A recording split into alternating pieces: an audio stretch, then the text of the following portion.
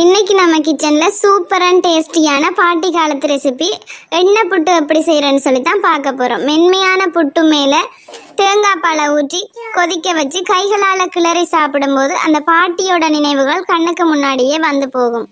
சூப்பரான ரெசிபி, வாங்க வீடியோக்குள்ளே போகலாம். Hi everyone, welcome to Rechu Kitchen. Today we're cooking something yummy. Let's go! நான் இந்த கப்பால் 2 கப் அரிசி மா எடுக்கிறேன். நான் அரிசியை ஊற வச்சு திரித்து 2 கப்பில் அரிசி மா எடுத்து வச்சுருக்கிறேன். இது வறுத்த அரிசி மா. நீங்கள் இடியப்ப மாவும் எடுத்துக்கொள்ளலாம். இதுக்கு பதிலாக நான் எல்லாமே இந்த கப்பில் தான் அளவாக எடுக்கிறேன். அதே மாதிரி இந்த 2 கப் அரிசி மாவுக்கு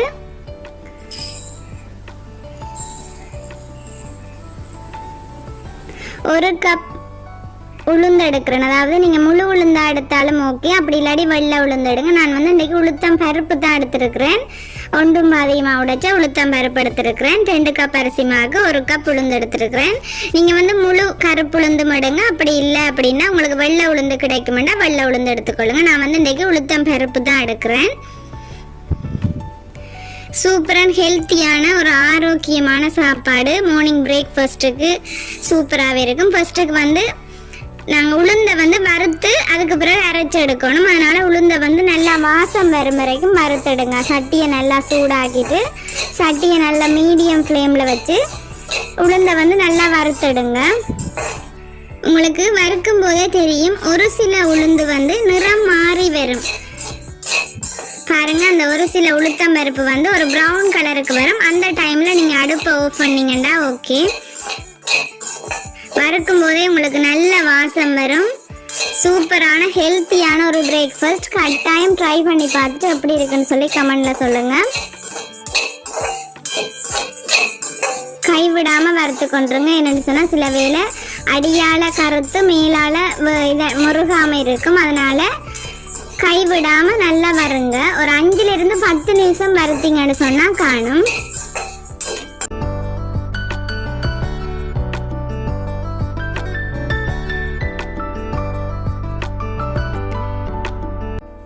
ஓகே, உங்களுக்கு பார்க்கவே தெரியும் ஒவ்வொரு உளுந்து அந்த நிறம் மாறி வருது பாருங்கள். இதில் எப்படி நிறம் மாறி வந்துட்டு இதை நாங்கள் மிக்சியில் போட்டு அரைச்சி எடுக்கணும். உங்களுக்கு பாருங்கள், நான் போடும்போது வெள்ளை கலரில் இருந்தது. இப்போ பாருங்கள், நல்ல கோல்டன் ப்ரௌன் கலருக்கு நல்ல நிறம் மாறி வந்துருக்கு. இதை நாங்கள் அரைச்சி தனி மாவாக தான் எடுக்கணும். இதை நீங்கள் அரைச்சிட்டு அப்படியே சேர்த்துக்கொள்ளுங்க. இது அரிதட்டில் அரைக்கணும் அப்படி என்றெல்லாம் இல்லை. நல்லா பவுடர் பண்ணிவிட்டு அதை அப்படியே மாவோட சேர்த்துக்கொள்ளுங்க. இதே மாதிரி நீங்கள் பவுடர் மாதிரி அரைச்சி எடுத்தீங்கன்னா சரி. அந்த அரிசி மாவோட நான் மிக்ஸ் பண்ணுறேன்.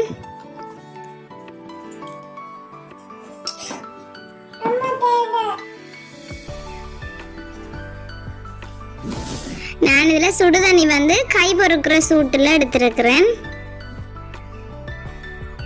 நல்லா அரிசி மாவையும் உளுந்து மாவையும் மிக்ஸ் பண்ணி விடுங்க. உங்களுக்கு நல்ல அந்த வாசம் நீங்கள் மிக்ஸ் பண்ணும்போதே தெரியும்.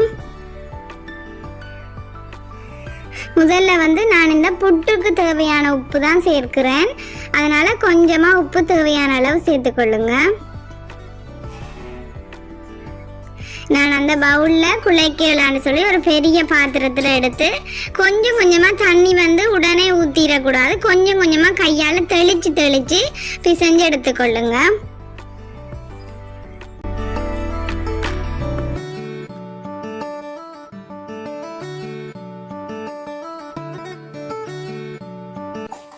பாருங்க, இதே மாதிரி பிசைஞ்சு எடுத்துட்டு இந்த இப்படி சில்வர் போனி இருந்தால் நீங்கள் புட்டு கொத்தி எடுங்க. என்று சொன்னால் பெரிய பெரிய கட்டிகளாக இருந்தால் அவியறதுக்கு லேட் ஆகும்.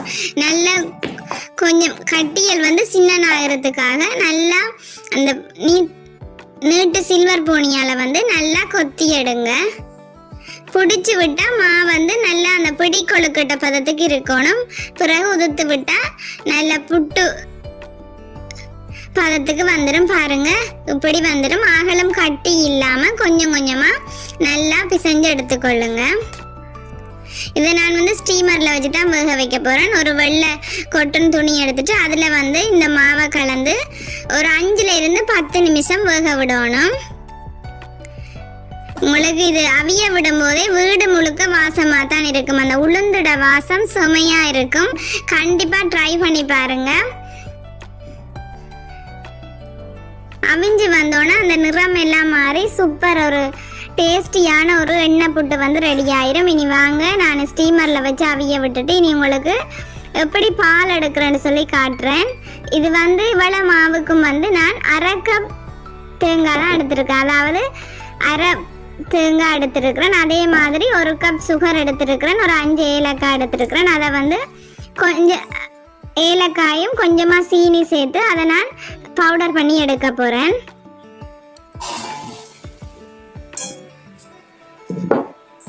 ஒரு தாச்சி எடுத்துக்கொள்ளுங்க. அதில் வந்து பவுடர் பண்ணின ஏலக்காயையும் சீனியையும் சேர்த்துக்கொள்ளுங்க.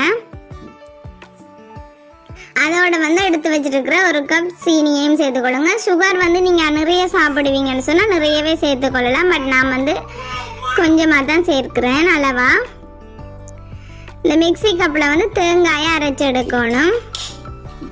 ஃபர்ஸ்ட்டுக்கு வந்து தண்ணி ஊற்றாமல் முதல் பூவாக எடுத்துட்டு அதுக்கு பிறகு நல்லா தண்ணி ஊற்றி அரைச்சிக்கொள்ளுங்க. இதில் வந்து முதல் பால் 2ஆம் பால் இல்லை, எல்லாமே ஒரே அளவுக்கு ஒரே பாலாகவே எடுத்துக்கொள்ளுங்க.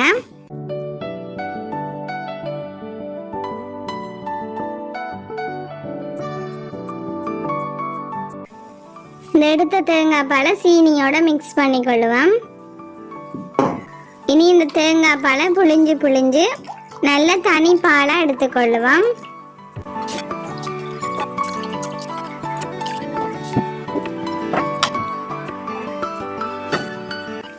நீ கையாலேயே இந்த சீனியை வந்து நல்லா கரைச்சி விடுங்க.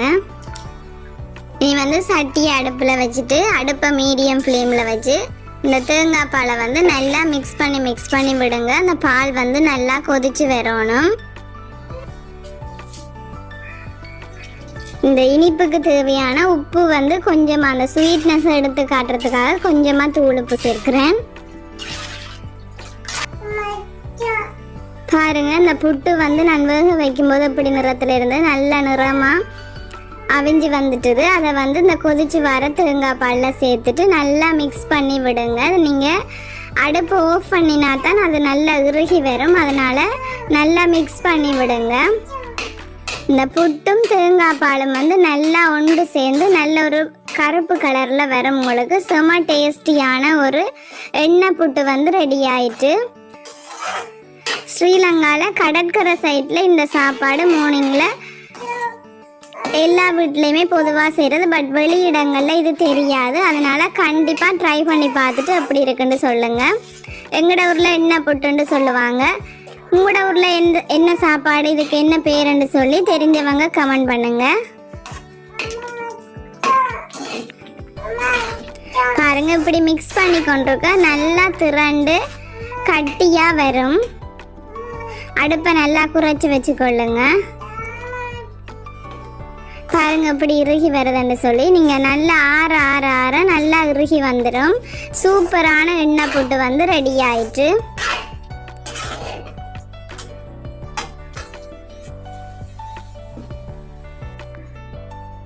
நான் வந்து அடுப்பை ஆஃப் பண்ணிவிட்டு உங்களுக்கு எடுத்து காட்டுறேன். பாருங்கள், இந்த கரண்டியில் கொஞ்சமாக எடுக்கிறேன்.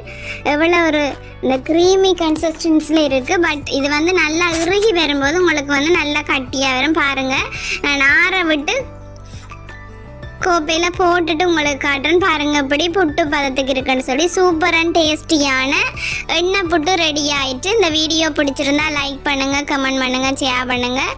மறக்காமல் ரெச்சு கிச்சனை சப்ஸ்கிரைப் பண்ணிக்கொள்ளுங்க. தேங்க்யூ. நெக்ஸ்ட் வீடியோவில் சந்திப்போம்.